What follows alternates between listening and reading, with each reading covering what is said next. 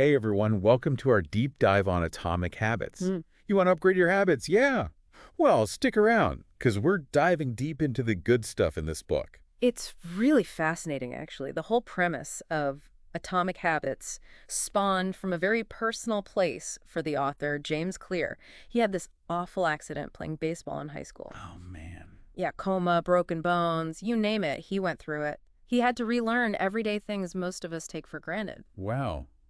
That's intense. It really was. And that whole experience sparked this fascination in him. He became obsessed with tiny changes, and how they can build up over time. I could see how that would make sense after an experience like that. Exactly. Like he lived it, right? This wasn't just some abstract concept.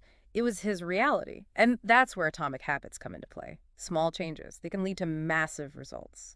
Okay, I like it. It's like, think of an ice cube melting. You look at it, you're like, nothing's happening. And then all of a sudden, boom, you've got water. Okay, yeah. That makes sense. So how did these atomic habits actually work? Is there like a system or something? There is. Clear lays out 4 stages for how habits form. You've got your cue, then craving, then the response, and finally the reward. Okay, so walk me through this. Oh, so picture this. You walk into the kitchen and see a plate of, I don't know, freshly baked cookies just sitting on the counter. Oh man, I already know where this is going. Cue the cravings, right? You got it.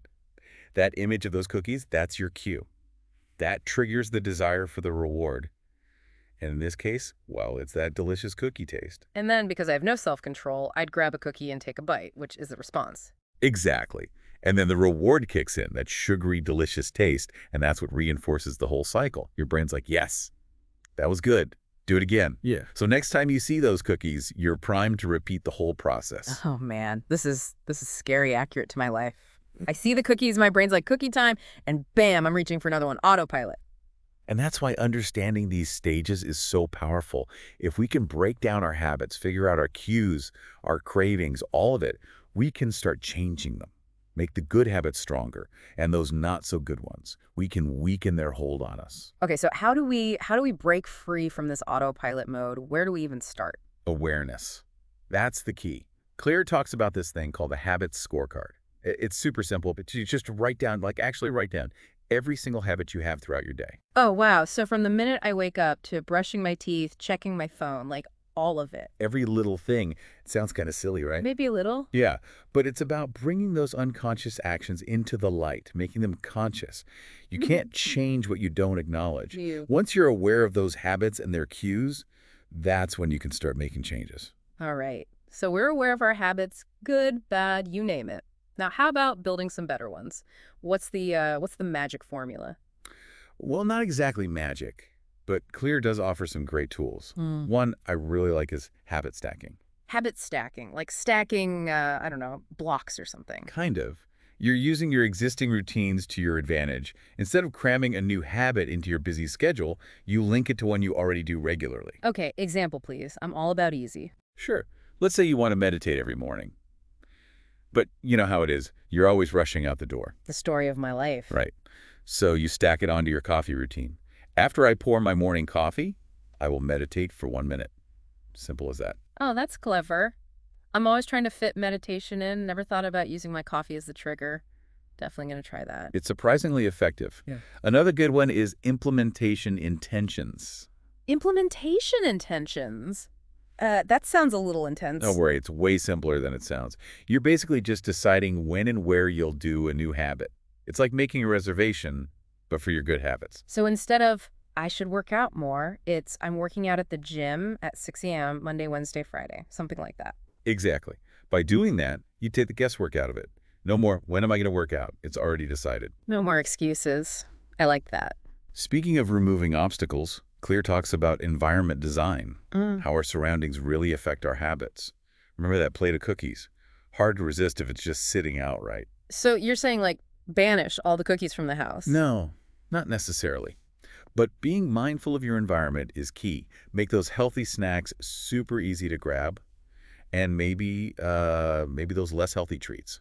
Stash them away, out of sight, out of mind. Make the good stuff obvious, the not so good stuff invisible. Got it. Right. It's like setting yourself up for success instead of setting yourself up for a temptation battle. It's crazy how much our environment affects us without us realizing it. Like, our brains are sneaky.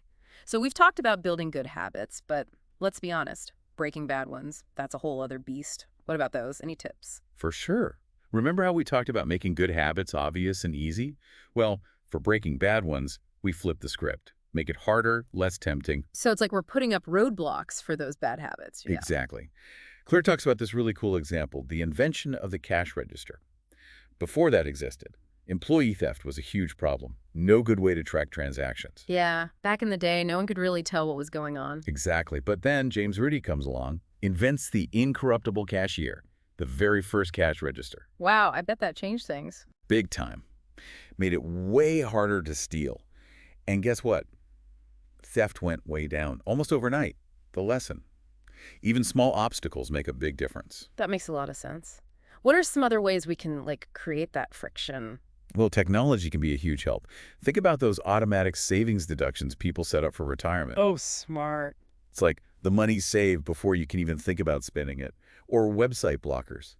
Make it harder to get sucked into social media. I need to look into those website blockers, I think. I spend way too much time online. Right. It's about making those unwanted behaviors harder to do. It's like giving ourselves a fighting chance, you know? We've all been there, trying to resist that temptation. It all comes down to understanding instant versus delayed rewards.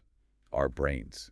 Hardwired for that quick gratification, even if it's not good for us long term. Oh, 100%. Tell me about it. It's like my brain wants that extra slice of cake, even though I know it's not the best idea. I get it. It's tough. Think about it. Smoking, junk food, endlessly scrolling online. Quick rewards, but those consequences. Health problems, not getting stuff done, those take time to show up. So how do we get past that, wanting the good stuff now versus knowing what's better for us later? One way is to make good habits instantly gratifying. Clear tells this story about a couple saving up for a trip to Europe. They had a system. Every time they skipped eating out, bam, $50 into that savings account. That's smart. Makes it feel real, you know? Exactly. They're seeing their progress towards their goal. Makes it easier to resist that temptation in the moment. Okay, that's actually really motivating. It really is. And speaking of long-term goals, Clear talks about something super interesting. Your habits shape your identity, and your identity shapes your habits. Whoa, okay. So it's deeper than just our actions. It's about, like, who we believe we are. Exactly. Your current habits, they're a reflection of how you see yourself right now. Want to change those habits for good. You got to shift that self-image. I'm with you so far. It's a powerful idea. It is. So much of this is about taking action consistently. Even small steps make a difference. Remember the 2-minute rule. Remind me how that one works again. It's all about making it so easy to start a new habit that you can't say no. Instead of, I'm going to run 3 miles, it's, I'm putting on my running shoes. Right, right. So Yeah. you're tricking your brain into just getting started. Exactly. Yeah. Often the hardest part is just starting. But once you've taken that first step, way easier to keep going. Wow, we covered so much. Any final thoughts as we wrap up our deep dive into atomic habits? The biggest thing is knowledge without action is meaningless. Right? Don't just listen to this. Think about it. Take action. Pick one habit, one strategy, and start there. Make it obvious, make it attractive, make it easy, make it satisfying. And remember, it's not about being perfect. It's about making progress. Those small changes add up over time.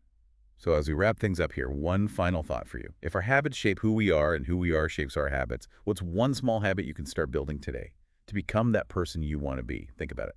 And until next time, happy habit building.